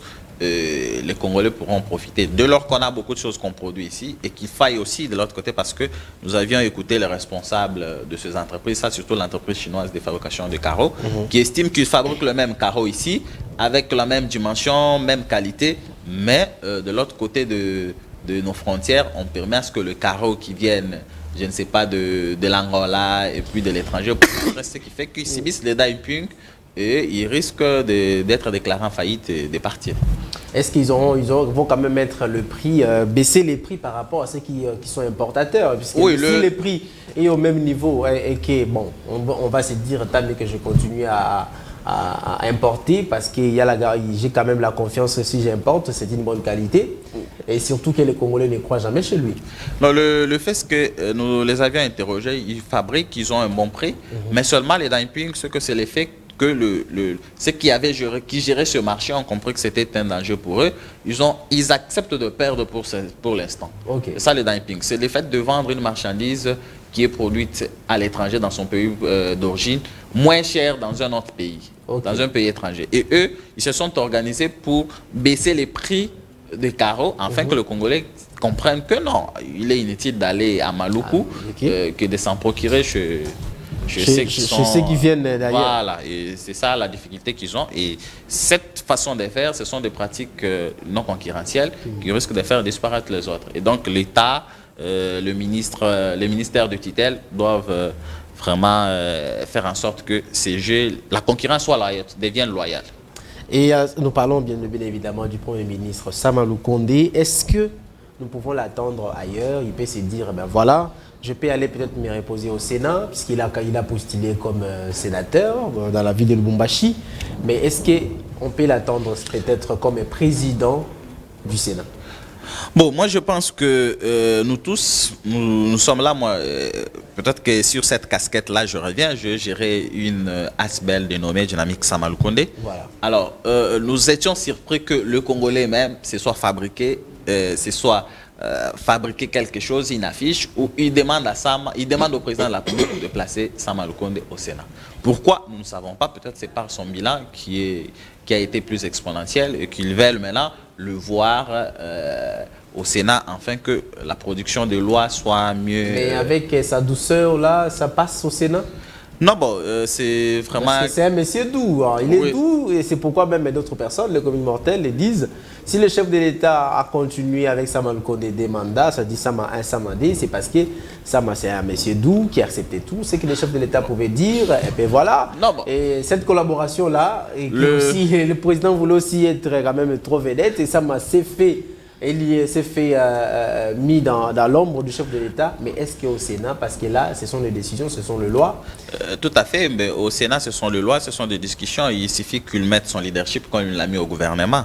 Et je pense que ça pourra mieux passer. C'est au gouvernement où il y a plus de défis et de décisions à prendre. Qu'au Sénat, on est dans le rôle de régulateur, on n'est pas dans un rôle de prise de décision ou d'exécution de loi, mais ici, on est régulateur. Alors, je pense qu'au Sénat, il va le mieux le faire parce qu'autant au gouvernement, il l'a fait. Alors, ceux qui disent que le chef de l'État a laissé Sama, non. On a laissé Sama, non pas parce qu'il était allégeant, non, et qu'il a endossé plusieurs décisions. Non, on a laissé Sama par rapport à sa production, par rapport à son exécution, par rapport à sa façon de faire. Donc, le président de la République a compris qu'il imprimait bien sa vision et c'est comme ça qu'on a laissé. Ce n'est pas le fait qu'il était en train de tout endosser, mais déjà, il faut aussi le relever. Ce sont les problèmes. Dans un semi-présidentiel comme le nôtre, dans un pays comme le nôtre, si un chef de l'État se trompe et nomme un premier ministre qui est aux antipodes avec sa vision, nous allons assister à la guerre FCC-Cash. Pourquoi? Parce que presque la plupart d'ordonnances, tous les actes administratifs, les ordonnances que prendront le président de la République, ces ordonnances seront contresignées par le président de la République et par le Premier ministre. Et si le Premier ministre n'adhère pas à la vision du chef de l'État, et ça sera compliqué, on va assister à des crises et les Congolais vont souffrir comme nous avons souffert dans le mandat passé. Avec 2 ans se sont passés dans des disputes aléatoires qui n'ont pas avancé les pays et aujourd'hui c'est le peuple qui en souffre et c'est pourquoi on impute le 2 ans de Ilunga Kamba, les Congolais n'en parlent pas, on le met au dos de Sama qui ne venait que travailler pour 3 ans après avoir trouvé des bavires, des chantiers, des boukangalons, des choses où l'argent des contribuables congolais a été décaissé et aujourd'hui, voilà. On cherche à prendre tout ce qui a été de bavure précédent pour le coller au dos de son excellence Sama Lukonde. Donc Sama Lukonde décide de fuir les perchoirs de l'Assemblée nationale, il va quand même laisser cacher au Sénat. Non, pas se cacher, il est député national jusqu'à maintenant, mais attendons voir s'il est élu. Bon, tout ce que nous disons, ce sont des hypothèses. Ce sont les Congolais qui lui réclament au Sénat. Donc ça ne vient pas de lui, ce n'est pas une initiative, ce sont des Congolais qui demandent au chef de l'État nommer Mounou Sama Lukonde au Sénat. Voyons voir si le chef de l'État... Heureusement pour lui, jusqu'à présent, il n'y a pas de challenger pour le Sénat. Bon, pour le Sénat, oui, il n'y a pas de challenger. Moi, je pense que, pourquoi pas, nous devons le soutenir. Comme je soutiens également le prof Mbata au poste du vice-premier président. Il va encore revenir. Tout à fait. Bon, moi, je pense que c'est un profil. Il a très bien travaillé. Il a vraiment aidé le président de la République, l'Union sacrée, dont nous faisons partie, à beaucoup de choses. Et je pense qu'il a une expérience, un CV conséquent. N'en déplaise à ceux qui les combattent aujourd'hui, qui pensent que lorsque vous avez un pouvoir, ces pouvoirs appartiennent à tout le monde. Non. Lui est resté plus un homme très administratif, il a travaillé avec ceux qui pouvaient travailler. Donc c'est pas aujourd'hui nous devons cesser dans nos partis politiques le fait de pouvoir, lorsque vous avez un poste ministériel, c'est votre groupement qui vous l'a donné, on doit vous amener même des incompétents afin que vous travaillez avec.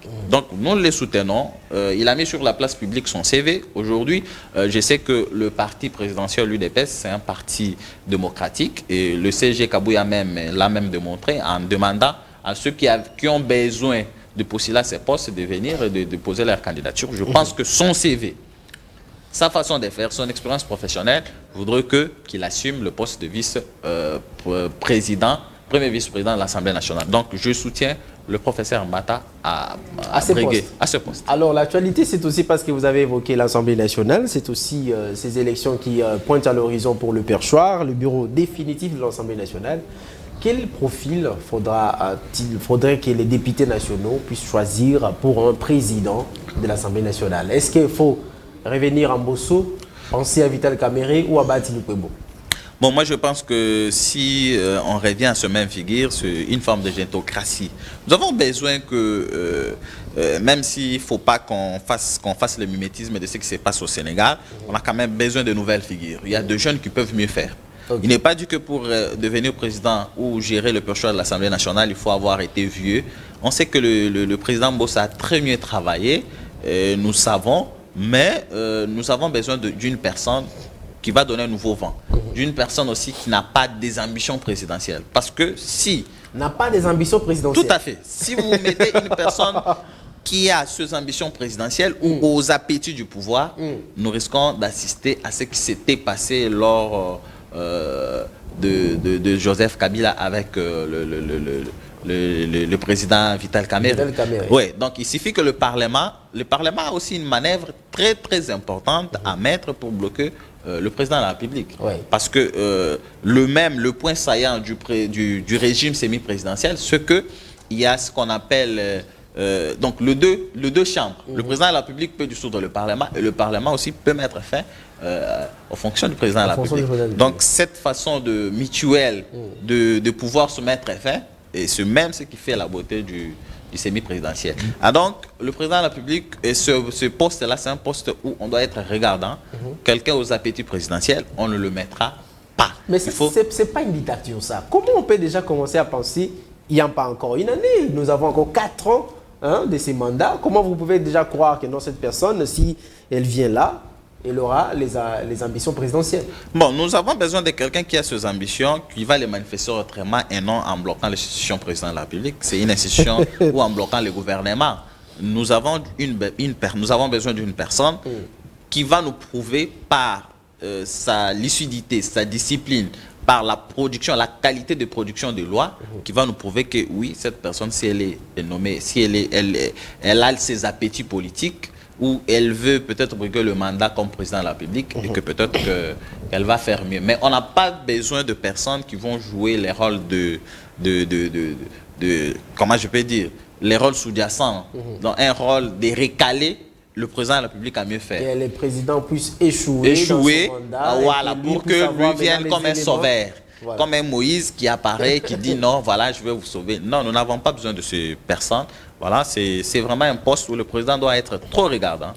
Et éviter que les personnes qui ont ces appétits présidentiels ne viennent qu'on mette une personne capable, une personne ayant de l'intelligence, une personne ayant une capacité, un leadership éclairé, qui puisse le faire. Moi, j'aurais même voulu que le président Bosso vienne là, mais vu que nous sommes dans une vision où on a besoin que le jeune aussi récupère les choses, qu'on ne puisse pas considérer les jeunes comme juste le président des Lucs des jeunes, comme c'est fait dans les passés, nous avons besoin que le jeune aussi entre dans la machine de gestion. Dans la machine de gestion. Donc, on va vous attendre parler avec Mbosso. Il faut barrer parce que l'âge, c'est déjà dépassé. Tout à fait. Avec nous n'avions rien de mal à endosser, à mettre au dos du président Bosso. Il a très bien travaillé. Avec Vital Kamerhe, j'ajoute ça, messieurs, maître Claude, avec Vital Kamerhe et Batil Kouébou, il faut les écarter aussi parce qu'il s'avérait que ces DLAP va avoir les ambitions présidentielles. Non seulement les ambitions présidentielles, mais seulement nous constatons que nous les avons trop vues. Okay. C'est l'heure d'une nouvelle heure. Okay. Voyez-vous, oui. Nous ne pouvons pas aussi comprendre, on n'a aucun problème contre ces grandes personnalités que nous respectons. Nous ne pouvons pas comprendre que quelqu'un a assumé une chambre et le jour suivant, il ouvre une autre chambre. C'est comme quelqu'un qui était dans son appartement. Il sort d'une chambre X pour dormir dans la chambre Donc Y. Il ne veut pas quitter les Sénats et puis venir à ayons quand même cette latitude de nous reposer. Nous avons vu en France aujourd'hui, c'est un jeune qui est Premier ministre. Donc, il y a de plus d'intelligents, les drillants, des personnes bourrées d'intelligence, mais par moment, vous le voyez sur la scène politique disparaître. On peut faire mieux ailleurs qu'en politique, être peut-être gestionnaire de son parti politique, commander, mais ne pas toujours rester dans la direction. On voit toujours le même figure. Non, c'est ce qui fait aujourd'hui que ces inégalités se ressentent. Vous avez 16 milliards, mais le Congolais ne sent pas parce qu'il n'y a pas de diversité. Voilà. On a besoin que aujourd'hui, la famille de Maître Claude Niembo, il n'y a jamais de ministre. On met quelqu'un parce que nous sommes africains. Voilà. Même à l'étranger, lorsque vous avez un frère qui est ministre, ces richesses ne vont pas lui profiter à lui seul, ça profitera à la famille et ça profitera aux amis et connaissances. Alors si dans un pays vous n'avez que XY, donc disons que de façon rationnelle, que ce sont ses amis et ses connaissances seulement qui se retrouvent.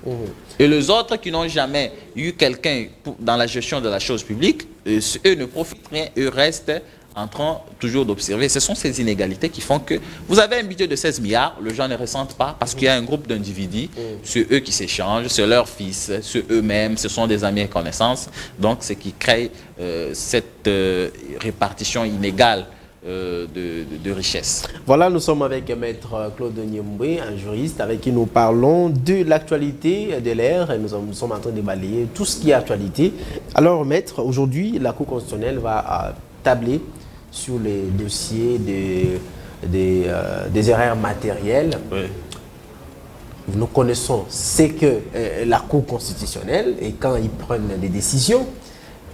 Quelle lecture allez-vous donner par rapport d'abord à ces retournements des choses? Est-ce que c'était important qu'on parle des erreurs matérielles? Tout à fait. Ce n'est pas la volonté du président de la Cour constitutionnelle ou de qui que ce soit, c'est la volonté du législateur.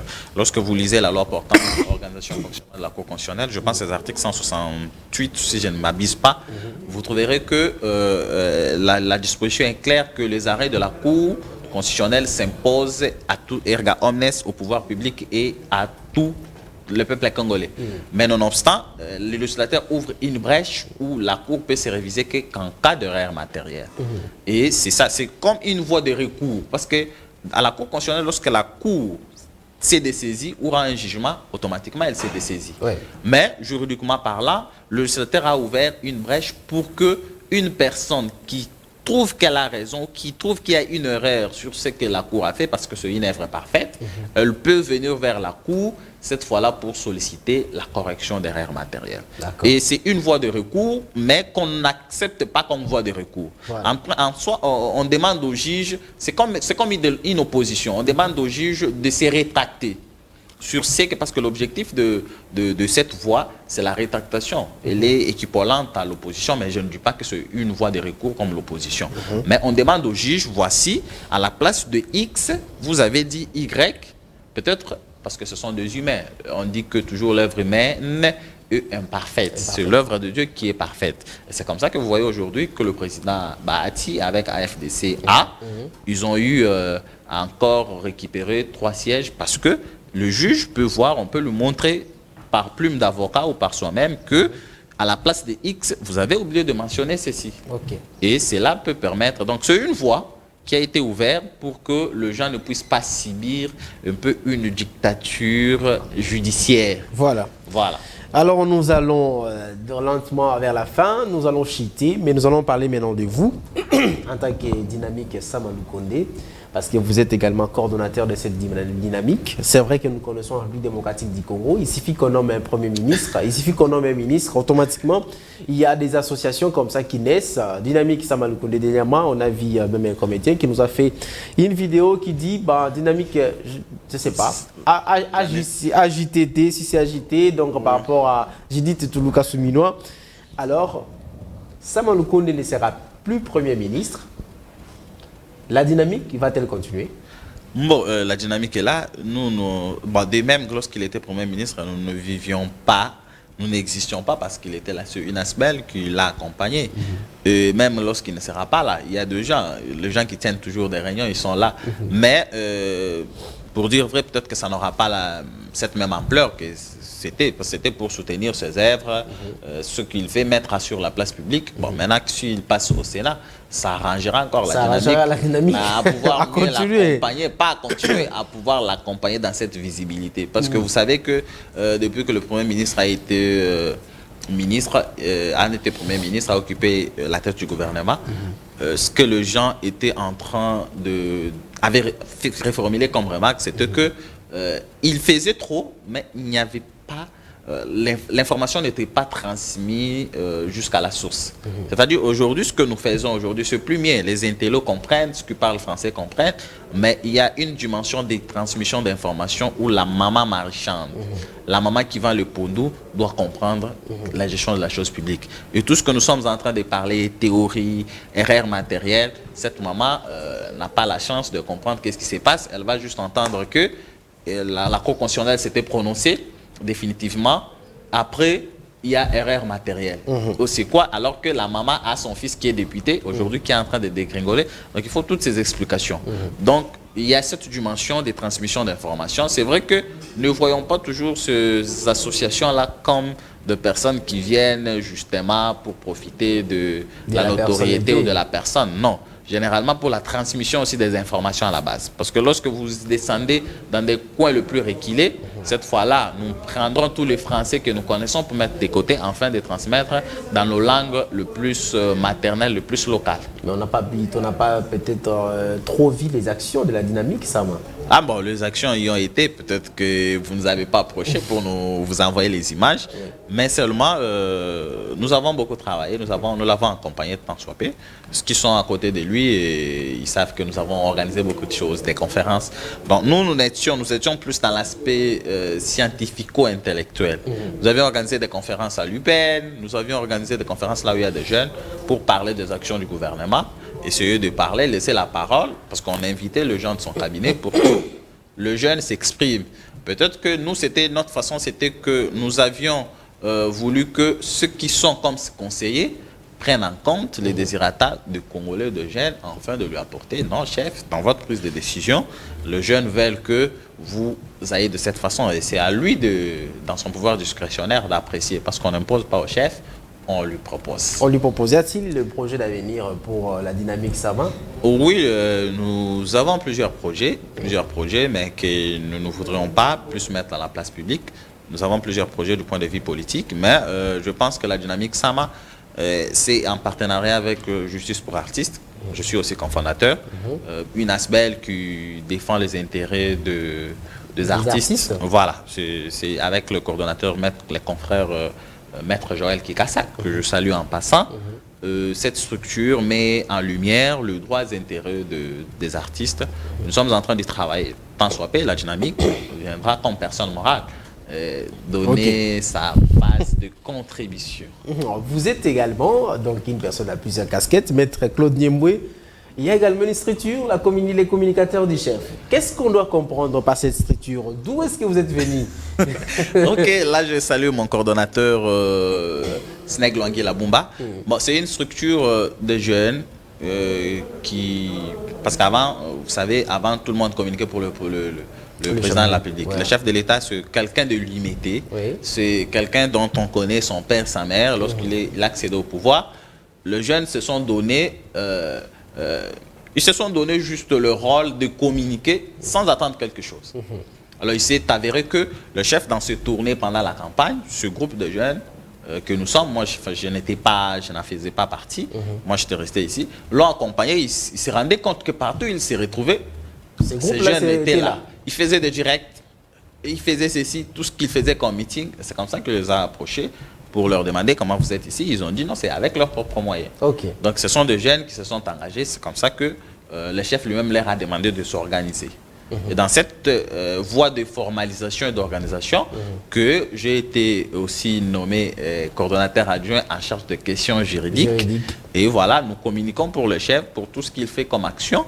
Bon, pour l'instant, peut-être qu'on a paru un peu inactif sur le média, parce que nous attendons que le gouvernement actuel, parce que le gouvernement c'est un gouvernement de missionnaires qui expédie les affaires courantes. Je risque de vous attaquer pour ça, parce que vous n'êtes pas pour le gouvernement, vous êtes pour le chef de l'État. Pourquoi attendre le gouvernement? Nous avons compris. Non, nous continuons à communiquer. Si vous allez sur les réseaux sociaux, CPC, vous trouverez sur X, Twitter. Nous sommes tous les mouvements du chef de l'État. Mais au moins, nous avions réfléchi en disant, c'est comme ça qu'on a organisé des séminaires sur... qui peut être gouverneur. Nous avons compris que soutenir la présence du chef de l'État seulement, la personne du chef de l'État seulement, serait une erreur si l'on ne parlerait pas des animateurs des entités territoriales décentralisées. Pourquoi? Même le législateur a donné une place à ces entités en accordant même les lois, la loi portant organisation des ETD. Il y a la ville, la province. Donc aujourd'hui, tout ce que le gouverneur Ngobila peut faire de mal, si vous lisez dans les commentaires de Congolais, ils disent c'est le président de la République. D'où il y a une importance capitale à ce que les animateurs de ces entités soient des animateurs imprimant la volonté du chef de l'État. Et nous, communicateurs, qu'est-ce que nous devons? Nous avons l'obligation non seulement de communiquer pour le chef de l'État, mais de communiquer aussi pour des personnes qui gèrent ces entités territoriales décentralisées et qui impriment leur vision. Donc il y a des provinces aujourd'hui où le chef de l'État n'a pas été voté. Ce n'est pas que le chef de l'État n'est pas intervenu, non. Il y a quelqu'un d'incompétent qui a été gouverneur et voilà. Et les conséquences s'en vont. Il y a un auteur qui a dit l'État, c'est le même marteau qui frappe auquel on a raccourci la manche. C'est-à-dire si un chef de secteur ne joue pas son rôle, la population se réfère. Le Léviathan, c'est lui qui est là. Voilà. C'est lui le roi. Parce qu'on ne dit pas qu'il n'y a pas des mauvais troupes, il y a que des mauvais chefs. Ah, exactement. Donc, soutenir simplement les chefs de l'État quand ils se déplacent. Non, nous sommes les communicateurs privés du chef. Tout simplement, parler des actions du chef de l'État sans parler des autres. En tout cas, ça serait tapé à côté. Voilà, Maître Claude Niemboué, GC Niembo, vous avez plusieurs casquettes et plusieurs qualités. Mais moi, je me réserve seulement à garder juriste parce que juriste qui est cité à dire coordonnateur, vice-coordonnateur par-ci par-là et même un partenaire est de l'autre côté. Alors moi, je vais me limiter juste par le juriste Claude Niembo. Nous avons parlé des questions de l'air, l'actualité. Ça exige, c'est très important parce qu'on doit balayer. Il faut comprendre aussi la tranche matinale n'est pas là juste pour danser, pour jouer, mais aussi pour échanger, pour parler des questions de l'État, les questions du pays comme ça, puisque d'autres personnes qui ratent pendant les moments des informations n'ont pas suivi et pendant ces temps ici, ils sont en train de suivre et comprendre des choses qui se passent dans notre pays. Un mot de la fin, on se sépare. Moi, je suis très content. Je salue tous les téléspectateurs qui sont nombreux à nous suivre. Toutes les fois qu'on annonce qu'on vient sur Namasté, au retour, on a des gens qui nous font des captures et ça nous encourage à mieux faire, à communiquer, à recevoir aussi les suggestions, remarques. Donc, on peut finir cette tranche en saluant l'excellence Premier ministre Sama, le coordonnateur Sneg Luangila, ainsi que tous ceux qui nous suivent, qui aiment bien nous suivre et qui suivent tout ce que nous faisons sur les réseaux sociaux. Continuons à le faire confiance. Merci beaucoup. Je crois que Dieu était avec nous aujourd'hui et qu'on puisse arriver jusqu'à la fin sans qu'il puisse y avoir des désagréments. Alors, ça n'est donc fini avec Maître Niembo et ça donne donc fini également avec la tranche d'aujourd'hui. La Namasté aujourd'hui, nous avons évoqué beaucoup de choses. On a parlé de l'actualité, la page rose, de la table prête. Nous avons parlé également avec Marcus Ilunga, avec qui nous avons échangé sur les questions de l'environnement. Et nous chitons avec Maître Claude Niemboué sur la question politique et la question d'actualité de l'air. Et voilà, et c'est par là que moi je vais vous dire au revoir. Avant de partir, je vais dire quand même merci à l'équipe technique. Justement, Vouba Junior Bemba, merci à vous. Merci également au directeur des programmes, Tristan Énergie Lelo, et au directeur technique, Christian Kanyinda, et au coordonnateur de la tranche matinale, le patron de la PACE Télévision, M. Patrick Ngandou Chioyo, et surtout à Maman Nathalie Chioyo, sans oublier l'assistant du cordon, M. Charles Mouzadi. Je salue également la famille Agamba qui est en train de me suivre de partout. Je salue Betty Impala Agamba, mais j'ai dit Impala Agamba parce que c'est l'épouse de mon grand frère Augustin Agamba. Je vous salue à ma Betty depuis Matadi et je salue tout le déclarant à Matadi. Merci et on se fixe le rendez-vous demain vendredi, notre dernier numéro de cette tranche matinale. Apprêtez-vous parce que demain, le téléphone sera ouvert. Au revoir.